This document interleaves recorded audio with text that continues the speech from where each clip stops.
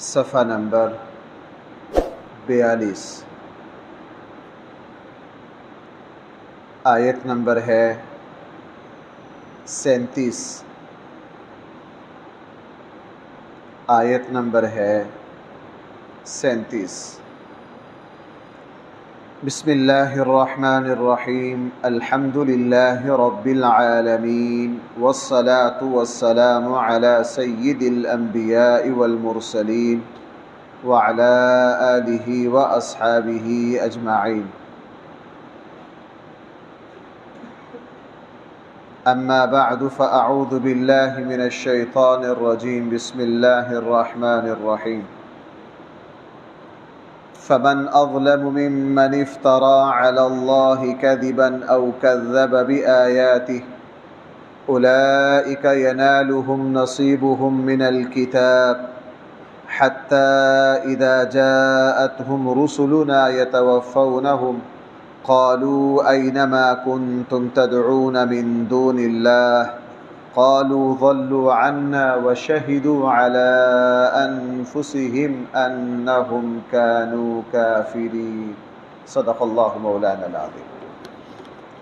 فمن اظلم، اس سے بڑا ظالم، اس سے بڑا حق کو ضائع کرنے والا، اس سے بڑا نمک حرام کون ہو سکتا ہے؟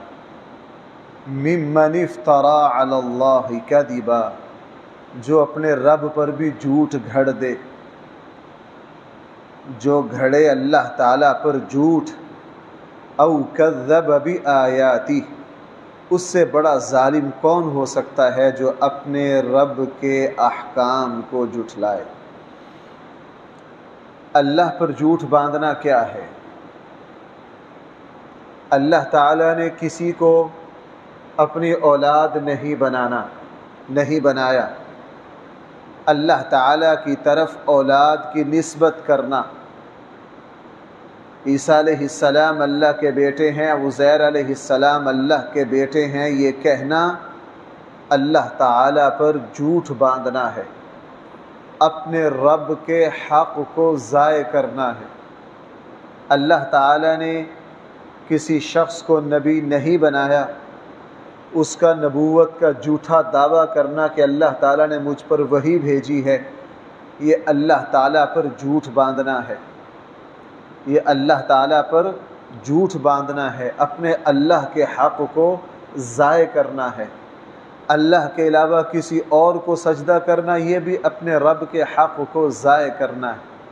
اپنے اللہ کے بارے میں بدگمان ہونا، یہ بھی اپنے اللہ کے حق کو ضائع کرنا ہے۔ سارا دن نعمتیں اللہ تعالیٰ کی کھانا اور شکریہ کسی اور کا ادا کرنا، یہ بھی اللہ تعالیٰ کے حق کو ضائع کرنا ہے۔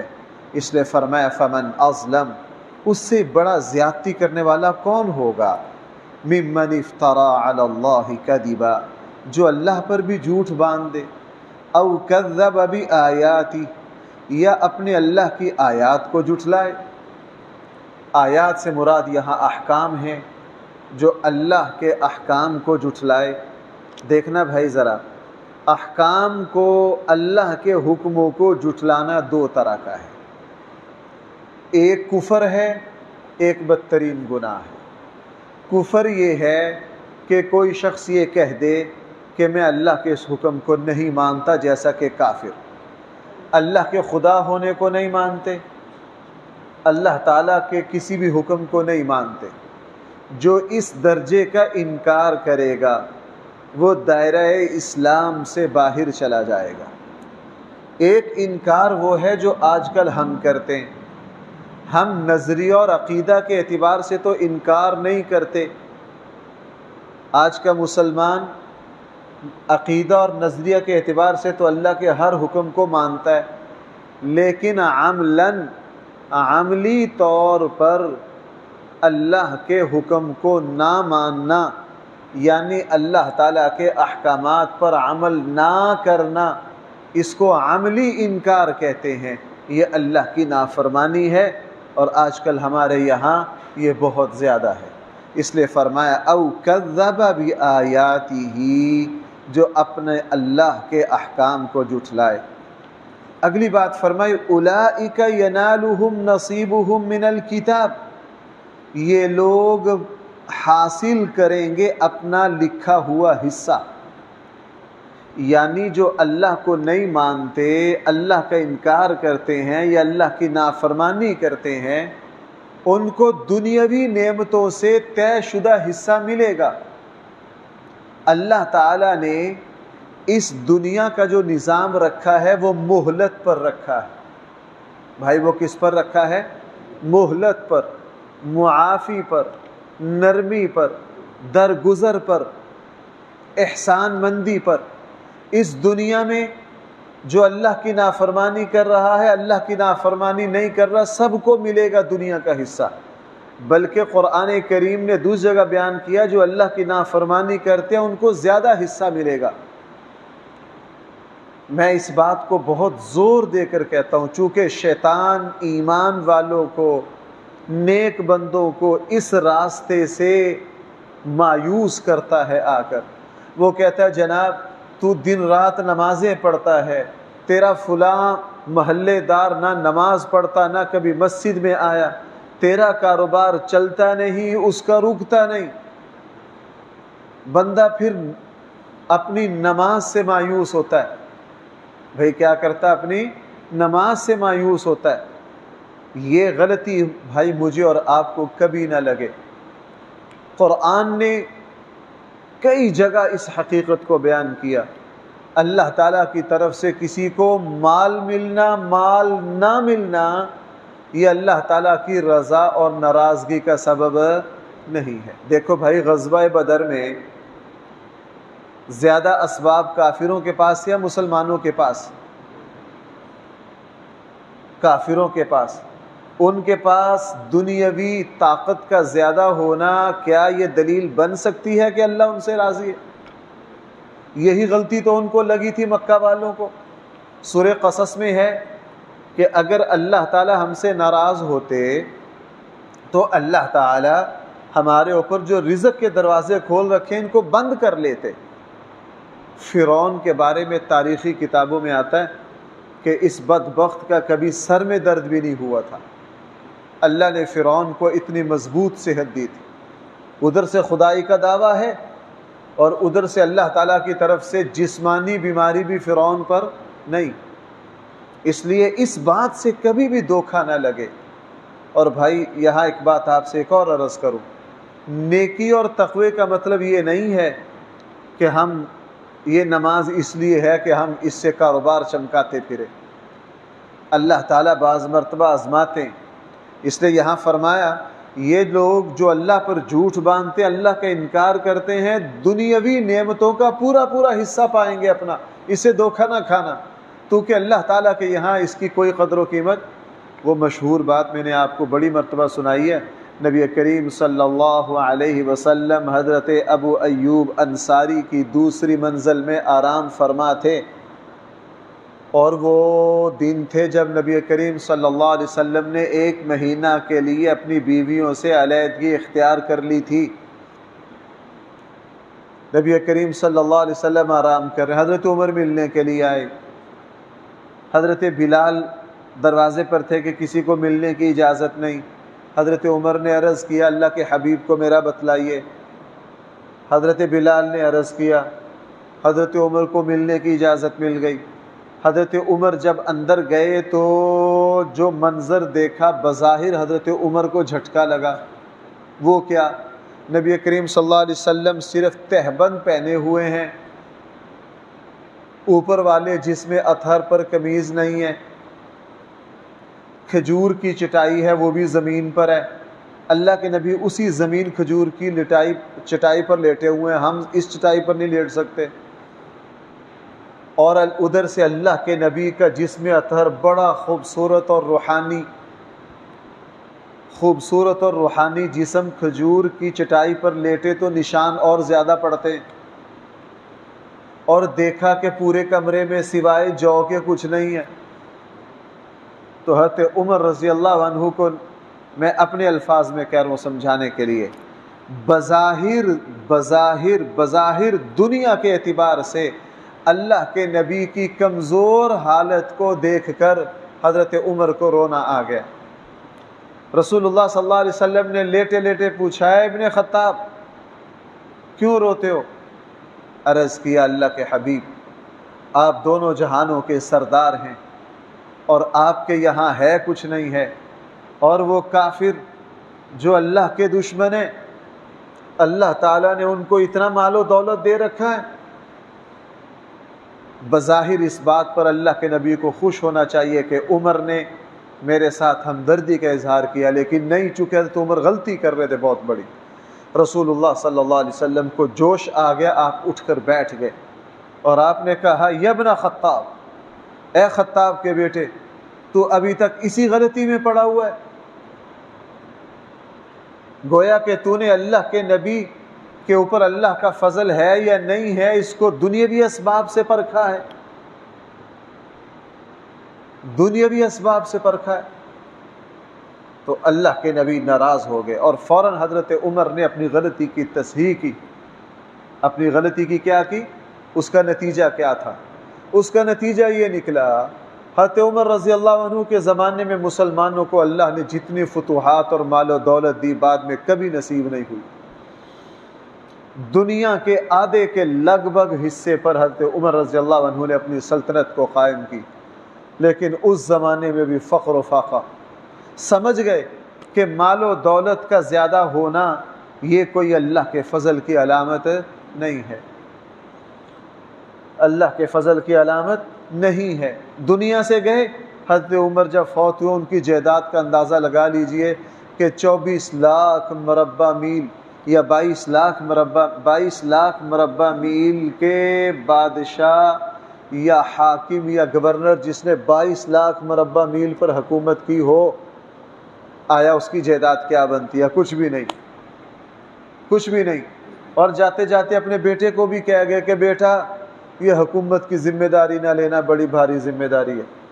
اس لیے بعد میں جب جھگڑا ہوا خلافت پر تو حضرت عبداللہ بن عمر رضی اللہ عنہما بالکل الگ تھلگ رہے۔ تو قرآن نے یہاں صاف کہہ دیا، حتیٰ یہ جو لوگ ہیں جو اللہ کو نہیں مانتے، اولئک ینالہم نصیبہم من الکتاب، یہ اپنا لکھا ہوا حصہ پائیں گے دنیا میں۔ جب موت آئے گی پھر معاملات بالکل الگ۔ دیکھو بھائیو، میں آپ سے ایک بات عرض کروں، زمین پر ایسے لوگ موجود ہیں جن کی طرف لوگ نظر اٹھانا بھی مناسب نہیں سمجھتے، ان کا اتنا حقیر سمجھتے، ان کے سلام کا جواب دینا بھی مناسب نہیں سمجھتے، لیکن وہ اللہ تعالیٰ کے یہاں اتنے قیمتی ہیں کہ جب موت کے ذریعے وہ دوسرے جہان میں جائیں گے فرشتے ان کا استقبال کریں گے۔ اور یہاں بہت سے لوگ وہ جو سلام نہ بھی کرے تو دنیا ادب سے کھڑے ہو جائے، لیکن ان کے پلے نیک عمل نہیں ہوگا، مرنے کے بعد ان کو کوئی پہچاننے والا نہیں ہوگا۔ اس لیے قرآن نے فرمایا دنیا میں تو سب کو حصہ ملے گا۔ اب ذرا آگے دیکھنا، حتی اذا جاءتہم رسلنا، جب آئیں گے ان کے پاس ہمارے فرشتے، یتوفونہم، کہ ان کی روح نکالیں، تو اس وقت فرشتے ان دنیا کے پجاریوں سے کہیں گے، اینما کنتم تدعون من دون اللہ، کہاں ہے وہ 2 نمبر خدا جن کو تم پکارتے تھے اللہ کو چھوڑ کر؟ وہ دنیا کی شان و شوکت کہاں ہے؟ وہ دنیا کی شان و شوکت کہاں ہے؟ وہ دنیا کے اعزاز تمہارے کہاں ہیں؟ قالوا ضلوا عنا، وہ جواب میں کہیں گے سارے ہی بھاگ گئے ہم سے۔ ضلوا عنا، کوئی بھی ہمارے ساتھ نہیں ہے۔ وشہدوا علی انفسہم، اور وہ خود اپنے آپ پر گواہی دیں گے، انہم کانوا کافرین، کہ انہوں نے کفر کیا۔ بھائی آپ حضرات کو یاد ہوگا پیچھے سورہ انعام میں نے یہ بات بار بار کہی کہ قرآن جو کچھ کہہ رہا ہے اس کو ابو جہل نے بھی ماننا ہے، فرعون نے بھی ماننا ہے، بدترین سے بدترین کافر نے بھی ماننا ہے، لیکن ان سب نے ماننا ہے مرنے کے بعد۔ بھائی ان سب نے کب ماننا ہے؟ مانے گا ہر کوئی، ہر انس، جن و انس، قرآن کی بتائی ہوئی، اللہ کی بتائی ہوئی ہر بات کو مانے گا، لیکن بھائی مانے گا کہاں؟ کافر مانیں گے مرنے کے بعد، وہاں کے ماننے کی کوئی قیمت نہیں۔ وہ جیسے ایک سادہ سی مثال ہے نا کہ ایک دیہاتی آدمی نے بندوق نہیں دیکھی تھی۔ پرانے زمانے میں بندوق جب نئی نئی آئی تو اس کا رعب بڑا تھا۔ اس نے گولی دیکھی، اسے بتایا گیا کہ یہ جو ڈنڈا سا ہے نا بندوق، یہ جو اس کی گولی ہوتی ہے چھوٹی سی، اتنی طاقتور ہوتی ہے، ہاتھی اور اونٹ کو مار دیتی ہے۔ وہ سادہ دیہاتی بندہ تھا، اس نے کہا اتنی چھوٹی سی ہاتھی اور اونٹ مر جائے گا؟ اس نے گولی لی کہیں سے اور اپنی بھینس کو یوں مار رہا ہے۔ اب بھینس کو اس طرح مارنے سے کیا ہوتا ہے؟ اس نے کہا یار یہ اس سے ہاتھی اور اونٹ کیسے مر جائے گا؟ اس سے تو میری بکری نہیں مرتی۔ وہ بار بار گولی بکری کو مار کے دیکھے، گائے کو مار کے دیکھے، یوں گولی مارتا ہاتھ سے۔ وہ کسی بندے نے دیکھا یہ کیا کر رہا ہے؟ اس نے کہا یار میں نے سنا ہے چھوٹی سی گولی سے ہاتھی اور اونٹ مر جاتا ہے، میری بکری تو مرتی نہیں، اسے میں بار بار مار رہا ہوں۔ اس نے دیکھ لیا بیچارہ سادہ آدمی ہے، اس نے کہا جناب یہ جو گولی ہے ہاتھی نہیں، یہ کئی مار دے گی، لیکن اس کا طریقہ یہ ہے، اس کی جگہ تمہارا ہاتھ نہیں ہے، اس کی جگہ بندوق کے اندر ہے۔ اس کو بندوق کے اندر رکھ کر چھوٹی کو مارے گے، یہ اونٹ کو بھی مار دے گی اور یہ ہاتھی کو بھی مار دے گی، اور بندوق کے اندر سے نکال کے یوں ماریں گے تو کچھ بھی نہیں ہے۔ تو یہی بات ایمان کی ہے۔ ایمان کی بندوق یہ دنیا ہے بھائی۔ ایمان کی بندوق کیا ہے؟ دیکھنے میں یہ اشہد ان لا الہ الا اللہ ہے، دیکھنے میں یہ اشہد ان محمد الرسول اللہ ہے، دیکھنے میں یہ دو چھوٹے چھوٹے جملے ہیں، لیکن ان کو ذرا بندہ دل میں رکھ کر دیکھے، دل میں رکھنے سے یہ اتنی بڑی طاقت ہے۔ ہمارے آقا صلی اللہ علیہ وسلم نے فرمایا اس وقت تک قیامت قائم نہیں ہوگی جب تک ایک شخص بھی اللہ اللہ کہنے والا باقی ہوگا۔ جب یہ کلمہ، یہ ایمان کی گولی دل میں آئے تو اس کی طاقت اتنی بڑی ہے کہ یہ پورے جہان کو تباہی سے بچا لے گی۔ کس سے بچا لے گی؟ تباہی سے بچا لے گی۔ اس لیے ماننا ہر کسی نے ہے، دیکھنا یہ ہے کہ ہم کہاں۔ دیکھو یہاں کافروں کے بارے میں قرآن کیا کہہ رہا ہے؟ قرآن کہہ رہا ہے وَشَهِدُوا عَلَىٰ أَنفُسِهِمْ، وہ خود اپنے آپ پر گواہی دیں گے، أَنَّهُمْ كَانُوا كَافِرِينَ، کہ وہ دنیا میں کفر کر کے آئے ہیں لیکن اس ماننے کا ان کو کوئی فائدہ نہیں ہوگا۔ اس لیے وہاں جا کر کیا کہیں گے؟ قَالَ ادْخُلُوا فِي أُمَمٍ، اللہ تعالیٰ کی طرف سے حکم ہوگا تم بھی ان لوگوں میں داخل ہو جاؤ، قد خلت من قبلکم، جو تم سے پہلے گزر چکے، من الجن والانس، جن اور انسانوں میں سے کہاں داخل ہو جاؤ؟ فی النار، جہنم میں داخل ہو جاؤ۔ اور بھائی آگے قرآن نے ایک بہت بڑی حقیقت بیان کی ہے، ذرا آخری بات ہے۔ قرآن کریم نے ارشاد فرمایا جہنم میں، دیکھنا بھائی ذرا، یہ میرے اور آپ کے لیے بڑے سکون کی چیز قرآن نے بیان کی ہے۔ میں سچ بات عرض کروں، اس سے مومن کو بڑی لذت آتی ہے، اور خصوصاً ہم یہ جو پڑھنے پڑھانے میں لگے رہتے ہیں، ہمیں ان آیات سے بڑا دل کو سکون ملتا ہے۔ قرآن نے کیا فرمایا؟ قرآن کریم نے ارشاد فرمایا جب جہنمی طبقات جہنم میں جائیں گے تو ایک دوسرے پر لعنت کریں گے۔ ایک دوسرے پر کیا کریں گے؟ لعنت کریں گے۔ جو بعد میں جائیں گے وہ پہلوں پر لعنت کریں گے، اے اللہ ان کو ڈبل عذاب دے۔ یہاں بھی یہ کہہ رہے ہیں عذابا ضعفا من النار، اے اللہ ان کو ڈبل عذاب دے۔ یہ ہمارے لیے برا نمونہ چھوڑ کر آئے، ہم اس پر چلتے رہے، یہ خود بھی ڈوبے ہمیں بھی لے ڈوبے۔ ایک یہ خود گمراہ ہوئے، دوسرا انہوں نے ہمیں گمراہ کیا، ان کو ڈبل عذاب دے۔ اچھا جو پہلے والے ہوں گے وہ بھی اللہ سے یہی کہیں گے یا اللہ ان کو بھی ڈبل عذاب دے۔ دونوں ایک دوسرے کے خلاف بد دعائیں کریں گے، دونوں ایک دوسرے کے خلاف۔ جو پہلے ہوں گے وہ بعد والوں کے بارے میں سفارش کریں گے یا اللہ ان کو بھی ڈبل عذاب دے۔ کیوں ڈبل عذاب دے؟ ایک یہ خود گمراہ ہوئے، دوسرا انہوں نے ہم سے عبرت نہیں حاصل کی، آپ نے ان کو عقل بھی دی تھی، ان تک نبیوں کا پیغام بھی پہنچا تھا، یہ بغیر غلط صحیح کی تمیز کے یوں ہی بھاگتے رہے۔ اب جیسے پہلوں نے یہ محرم کی رسمیں جاری کی ساری، ہم یہ نہیں دیکھتے کیا یہ صحیح ہے یا کیا یہ غلط ہے، چل رہے ہیں. ہم نہیں دیکھتے آیا حضرت حسن اور حسین ننگے پاؤں ہوئے یا نہیں، چلی جا رہے ہیں. ہم نہیں دیکھ رہے کہ حضرت حسن اور حسین نے یہ کڑے پہنے ہیں کہ نہیں، چلے جا رہے ہیں. ہم نہیں دیکھ رہے کہ حضرت حسن اور حسین نے اس طرح اپنے جسم کو لہو لہان چھریاں مار کے کیا ہے کہ نہیں، چلے جا رہے ہیں. تو جو پہلے والے ہوں گے وہ کہیں گے اللہ اگر یہ ہمیں بد دعائیں دے رہے ہیں، ہم بھی ان کے حق میں بد دعا کرتے ہیں، آپ ان کو ڈبل عذاب دیں. خود گمراہ ہوئے اور دوسرا ہم سے انہوں نے عبرت حاصل نہیں کی. اور اس کے مقابلے میں قرآن نے دوسری جگہ بیان کیا، جو مسلمان اور مومن ایک دوسرے کو نیکی کی دعوت دیتے ہیں، جس طرح میں آپ کو نیکی کی دعوت دے رہا ہوں اور آپ میری نیکی کی دعوت کو سن رہے ہیں، کل قیامت والے دن یہ لوگ اللہ سے کہیں گے اے میرے اللہ، دنیا میں میرا ایک دوست تھا، وہ مجھے ہمیشہ نیکی کی تلقین کرتا تھا، مجھے سیدھی راہ دکھاتا تھا، اے اللہ اس پر اپنا ڈبل فضل فرما، وہ خود بھی سیدھی راہ چلا اور اس نے مجھے بھی سیدھی راہ دکھائی. اس لیے قرآن نے یہاں ذکر کیا، ذرا ترجمہ دیکھیے، فرمایا کلما دخلت امت، جب بھی جہنم میں کوئی قوم داخل ہوگی، لعنت اختہا، وہ اپنی طرح کے لوگوں پر لعنت کرے گی. بھائی وہ اپنی طرح کے لوگوں پر کیا کرے گی؟ لعنت کرے گی. حتی اذا ادارکوا فیہا جمیعا، جب یہ سارے وہاں عذاب کو پالیں گے، جمع ہو جائیں گے، قالت اخراہم، تو ان کے بعد والے بد دعا دیں گے، لأولاہم، ان کے پہلوں کو. وہ بد دعا کیا دیں گے؟ کہیں گے ربنا، اے ہمارے رب، ہؤلاء اضلونا، یہی ہیں جنہوں نے ہمیں گمراہ کیا، فآتہم عذابا ضعفا من النار، آپ ان کو ڈبل عذاب دیجئے.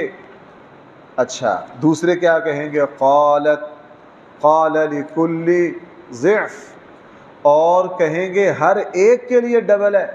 اللہ تعالیٰ فرمائیں گے کیا ہے؟ ہر ایک کے لیے، وَلَٰكِن لَا تَعْلَمُونَ، لیکن تم جانتے نہیں. اچھا دوسرے کیا کہیں گے؟ وَقَالَتْ أُولَاهُمْ، اور بعد میں آنے والے، لِأُخْرَاهُمْ، پہلے کے لیے کہیں گے، پہلے والے بعد والوں کے لیے، بعد والے پہلے والوں کے لیے، یعنی دونوں ایک دوسرے کو کوسیں گے، بد دعا دیں گے. وَقَالَتْ أُولَاهُمْ، اور جو ان میں پہلے آ گئے تھے، لِأُخْرَاهُمْ، یہ بعد والوں کو بد دعا دیں گے. کیا کہیں گے؟ فَمَا كَانَ لَكُمْ عَلَيْنَا مِنْ فَضْلٍ، تمہیں ہمارے اوپر کسی طرح کی کوئی فضیلت حاصل نہیں ہے. فَذُوقُوا الْعَذَابَ، تم بھی آج عذاب چکھو، بِمَا كُنْتُمْ تَكْسِبُونَ، ان کرتوتوں کا جو تم دنیا میں کر کے آئے ہو. دونوں ایک دوسرے کو بد دعا دیں گے. قرآن کریم نے پھر فرمایا ان الذین کذبوا، یقیناً وہ لوگ جو ہمارے احکام کو جھٹلاتے ہیں، واستکبروا عنہا، اور غرور سے ان سے منہ پھیرتے ہیں، لا تفتح لهم ابواب السماء، ان کے لیے آسمان کے دروازے کھولے نہیں جائیں گے. ولا يدخلون الجنہ، اور یہ جنت میں داخل نہیں ہوں گے، حتی یلج الجمل فی سم الخیاط، یہاں تک کہ اونٹ جو ہے وہ سوئی کے نکے سے گزر جائے. وَكَذَلِكَ نَجْزِي الْمُجْرِمِينَ، ہم اسی طرح مجرموں کو بدلہ دیتے ہیں. یہ جو آیت ہے نا ان الذین کذبوا بآیاتنا، اس سے انشاءاللہ کل ہم دوبارہ چلیں. الحمدللہ رب العالمین، والصلاة والسلام علی سید الانبیاء والمرسلین وعلی آلہ واصحابہ اجمعین. ربنا آتنا فی الدنیا حسنہ وفی الآخرة حسنہ وقنا عذاب النار.